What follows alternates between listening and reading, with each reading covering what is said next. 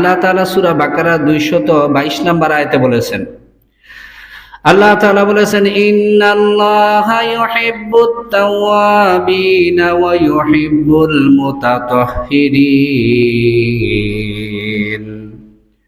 আল্লাহ তাআলা বলেছেন, নিশ্চয়ই আল্লাহ তাআলা যারা তাওবাকারী তাদেরকে ভালোবাসেন এবং যারা পবিত্রতা অর্জনকারী তাদেরকেও ভালোবাসেন।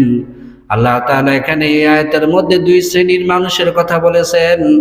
এক শ্রেণীর মানুষ হচ্ছে যারা গুনাহের পরে আল্লাহর কাছে তাওবা করে, আল্লাহর কাছে কায়ন বাক্যে আল্লাহর কাছে প্রার্থনা করে, আল্লাহ নফসের তাড়নায় শয়তানের ফেরে পরে অন্যায় করে ফেলেছি, অপরাধ করে ফেলেছি, আমি বিশ্বাস করি আপনি ছাড়া আর কেউ আমাদের গুনাহগুলো মাফ করতে পারে না, অতএব আপনার কাছে তাওবা করি, আপনি আমাদেরকে ক্ষমা করে দেন।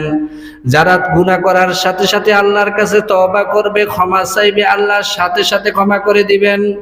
কারণ আল্লাহ রাসূল হাদিসের মধ্যে বলেছেন, আত্তাইবু মিনাজ যামবি কামাল্লা যামবালাম।